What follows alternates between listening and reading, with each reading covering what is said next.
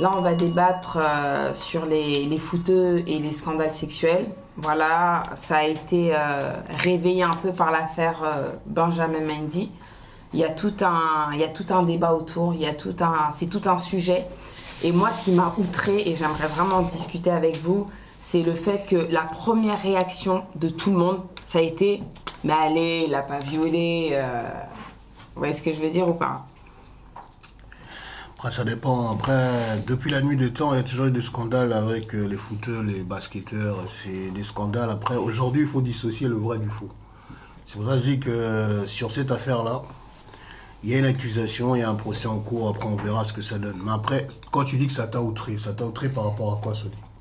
Bah, ça m'a outré le fait que parce que un tel est footballeur, ou un tel est célèbre, ou un tel est riche, bah, il peut violer en toute impunité. Après, je ne dis pas que Benjamin Mendy a violé la jeune femme ou n'a pas violé la jeune femme. C'est pas ce que j'ai dit.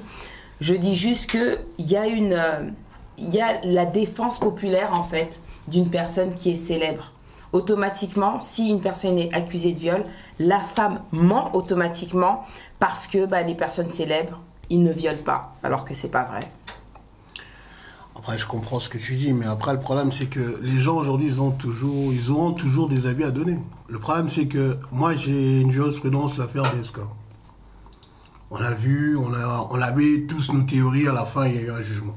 C'est pour ça que je dis que tant qu'il n'y a pas de jugement, Benjamin Mendy, pour moi, il est présumé innocent. On attend le procès, pour l'instant, il est en prison. Mais après, aujourd'hui, on ne peut pas interdire aux gens de penser ce qu'ils veulent. Il y a des gens qui vont dire il a fait, il y en a d'autres qui vont dire non, il n'a pas fait, peut-être qu'il s'est fait piéger. Si maintenant d'autres disent qu'il s'est fait piéger, toi tu réponds quoi à ça? Tu réponds quoi à ça? Pour ceux qui disent qu'il s'est fait peut-être piéger. Je me dis que c'est possible, c'est une possibilité. Mais aujourd'hui, même si on émet l'hypothèse que c'est possible que la jeune femme a raison, t'as tout le monde qui tombe sur toi en mode non, c'est l'appât du gain, elle veut manger son argent, elle veut qu'ils aillent en procès, c'est une rageuse, peut-être qu'elle s'est retrouvée dans son lit et finalement, voilà. Enfin, pourquoi? Il y a des hommes qui sont très riches, qui sont très puissants et qui sont très célèbres, mais qui ont des pensées malsaines, qui ont des fantasmes de viol de ouf. Et on l'a vu pour certains cinéastes aux États-Unis, par exemple, je ne vais pas citer de nom, en plus son nom il est très difficile à prononcer, mais non, il y a des hommes qui sont très puissants, qui peuvent avoir toutes les femmes qu'ils veulent, mais leur désir à eux, leur fantasme, leur kiff, c'est de violer les femmes. Justement, peut-être parce qu'ils peuvent avoir toutes les femmes. Après, sur ça, avant de laisser la parole à Tia, sur ce que tu viens d'évoquer, en fait, moi, ce qui me dérange aujourd'hui, c'est le mouvement MeToo. Donc, MeToo, on met tout et n'importe quoi dedans. Du coup, on ne sait plus vraiment donner la parole aux vraies victimes. Aujourd'hui, il y a des hommes qui n'osent même plus aborder des femmes parce qu'ils ont peur de finir dans le mouvement MeToo. Donc, c'est pour ça que je dis qu'aujourd'hui, il ne faut pas qu'on cède à l'intolérance. L'intolérance, c'est de dire ceux qui disent que c'est peut-être pas vrai, forcément, ils sont pas dans le bon. Non, chacun a un avis à donner. On saura par la suite. Pour l'instant, il est encore en prison. Son jugement sera effectué le 24 janvier 2022. On ne sait pas. Tu voulais revenir sur quelque chose hier? Non, je voulais revenir sur ce qu'elle disait par rapport aux gens puissants qui ils savent qu'ils peuvent avoir toutes les femmes qu'ils veulent. Donc du coup, en fait, à un certain moment, quand tu deviens puissant, et je parle pour avoir côtoyé ce genre de personnes, tu veux en fait... Tu as des idées dans la tête, tu as tellement tout que tu creuses et tu veux faire tout et n'importe quoi. Par exemple, dans le sexe, tu as encore plus de dérives, tu as encore plus de... Oh, je veux vraiment, mais je veux faire tout... Allez, même des choses qui n'existent pas, tu veux les créer tellement que tu te dis, je suis puissant et je veux ce genre de choses. Il y a un footeux qui a eu... Il y a eu un scandale en Belgique dernièrement. Il y a un footeux qui, lui... était avec sa copine, il a invité sa copine, ils ont pris je sais pas, un appartement, je sais pas où, une maison, ils sont partis, il était avec sa copine, ils étaient là juste pour pour un petit week-end. Ce week-end s'est transformé en fête et le gars a commencé à coucher avec sa copine et puis il a appelé ses potes où il venait en fait à échelle en fait et tout le monde passait par cette fille et là tu te dis mais en fait à quel moment l'être humain se dit que voilà, vu que j'ai tout ce que j'ai, je peux faire tout et n'importe quoi. C'est vrai, mais après, pour revenir sur ce que tu dis, Tia, c'est vrai qu'après, moi je dirais simplement que si tu deviens puissant et que tu es bien entouré, ça t'évitera de faire des bêtises. Le problème, c'est que on a une génération qui a été trop gâtée, pourri gâtée. Ils ont tout eu facilement, certes, par leur action de sport ou le foot, le basket, mais ils n'ont plus de limites en fait. Sauf que quand tu as un entourage qui te permet d'avoir des limites, ça te permet d'éviter ce genre de choses.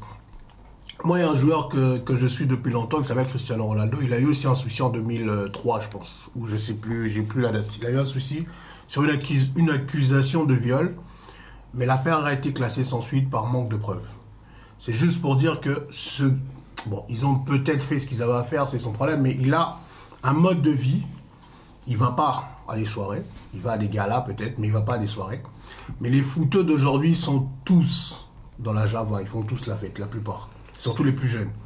Du coup, ils ont un taux de scandale très élevé, parce que pour moi, l'entourage n'est pas bon. Parce que si tu as un entourage où tu vas aller là-bas, ton pote, il dit, toi, vu la place que tu occupes aujourd'hui dans la société, vu comment tu es traqué par les médias, évite d'aller là-bas, sois un peu plus discret, on n'aura pas ce genre de scandale. Après, pour revenir sur le sujet, sur Benjamin Mendy, ici, il n'a pas été gâté non plus parce que sa réputation le suivait. Donc, je pars du principe où si tu as déjà des moments où on te dit fais attention, et que tu organises ce genre de choses, mais une fois de plus, c'est le fait de se dire, de toute façon, ça va pas me rattraper, j'en ai rien à faire, je peux payer pour sortir de là, mais je sais pas si Richie, tu as déjà eu à côtoyer ce genre de personnes, ou si tu as déjà eu à entendre ce genre de sujet où tu te dis, en fait, la personne, elle se dit, vu que j'ai le pouvoir que j'ai, le statut que j'ai le pouvoir, du coup, on va rien me faire. Ben, en fait, bon, déjà, ce sujet-là, je trouve, il est vraiment très délicat pour des deux camps. Que ce soit du camp de la personne qui se fait violer, et que ce soit du camp, parce que là, on reste sur footeux, mais moi, j'ai plutôt les gens qui ont du pouvoir. Moi, je mets ça le pouvoir. Et en fait, là-dessus, c'est quoi? C'est que, en fait, le syndrome, un peu, quand tu as du pouvoir, bon, on ne dit jamais non.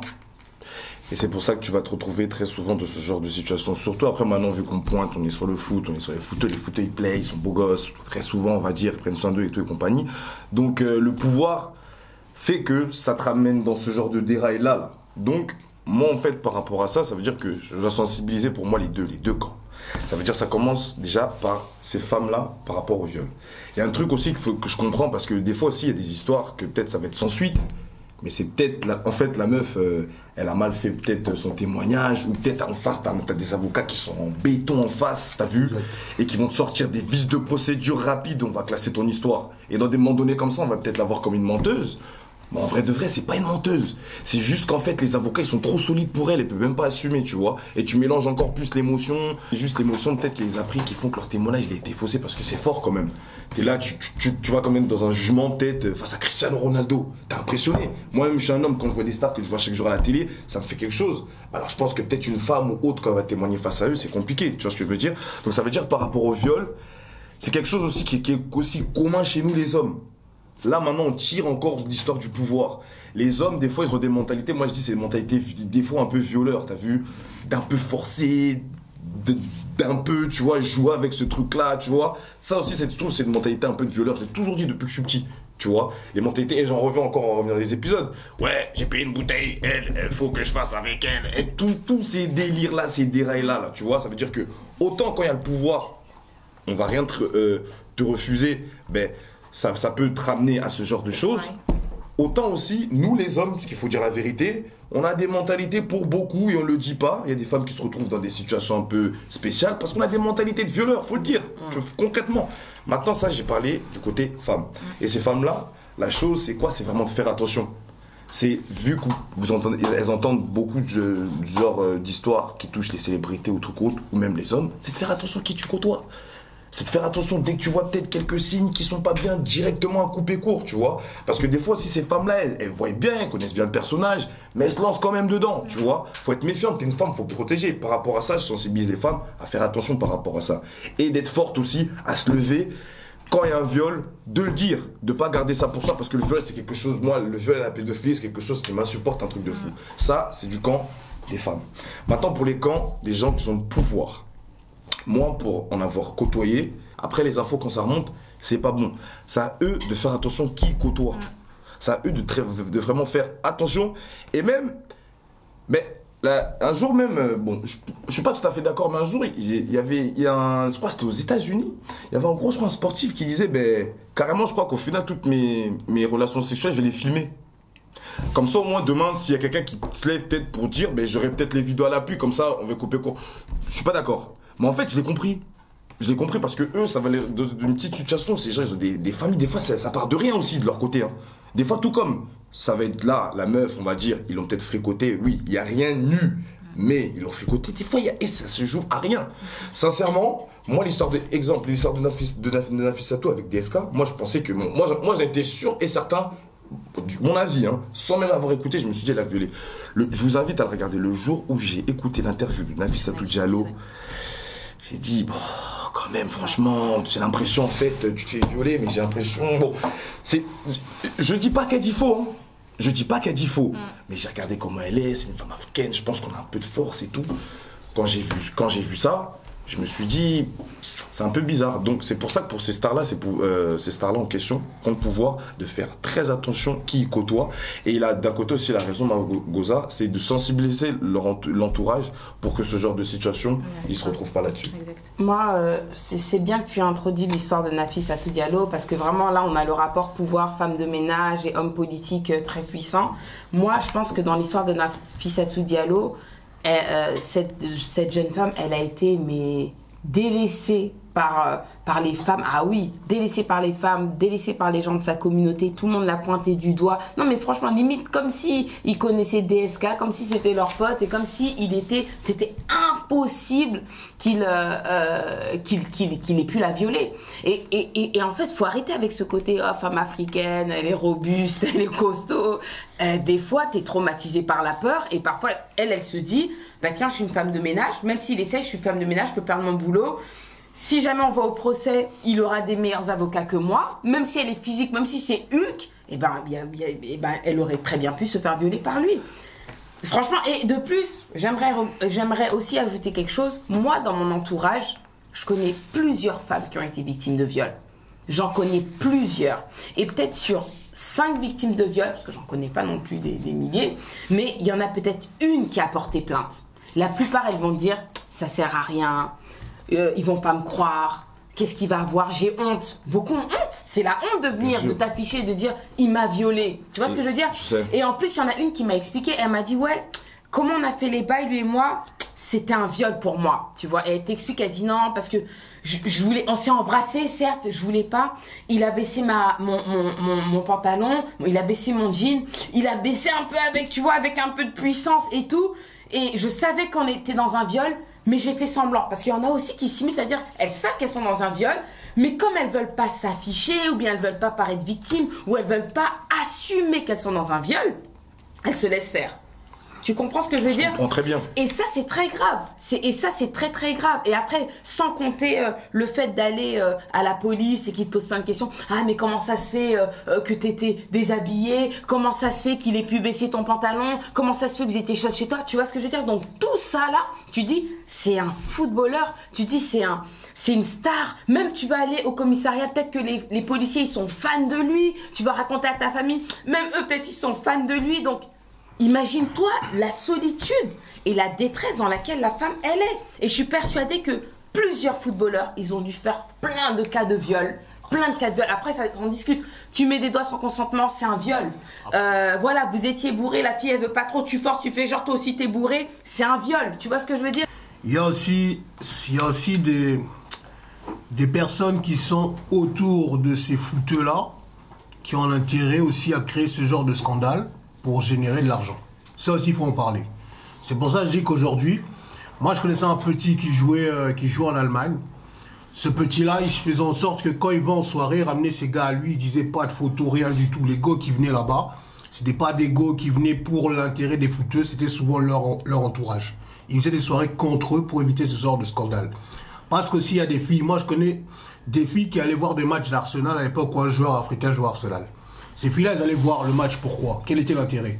C'est trouver des footballeurs pour lesquels elles peuvent devenir titulaires. Sauf que le footeux, s'il a sa go, il va tituliser parce qu'il se dit, moi, on ne peut pas me dire non. C'est pour ça, pour finir, je dirais que les hommes aussi, même les footeux, les personnes qui sont dans leur entourage, apprenez à ces hommes-là aussi de comprendre qu'il y a des femmes qui te diront non. Même si tu es le boss du football, il y a une femme aussi, elle peut te dire non, j'ai pas envie. Ça aussi, on doit l'intégrer. C'est pour ça que je dis qu'aujourd'hui, les hommes ne sont pas tous dans la mentalité du violeur. Il y a juste des hommes qui sont incapables d'accepter le non. Quand une femme te dit non une fois, deux fois, tu passes à autre chose. C'est comme ça dans la vie pour éviter. Mais après, le côté aussi Weinstein avec le MeToo, ça me pose problème parce que ça entraîne aussi beaucoup des femmes qui sont en train d'empêcher les vraies victimes d'avoir la visibilité sur ce qu'elles ont vécu. Et moi, ça me dérange. Énormément. Aux États-Unis, elles portent pas de plainte contre viol, elles font des enfants. On voit des vidéos en ce moment qui circulent où elles le disent clairement. C'est un business. Elles disent, tu veux faire de l'argent, tu vas avoir une bonne pension alimentaire. Les sportifs, en général, les basketteurs, n'aiment pas se protéger. Tu lui fous un gosse et ta vie, elle est réussie. Donc pour revenir à Benjamin Mendy, bon, je sais pas trop ce qu'il a fait, je ne peux pas prendre sa défense. Mais indirectement, je pense que il était pris d'une manigance fausse de la part de certaines femmes qui l'ont côtoyé et qui veulent le soutirer de l'argent.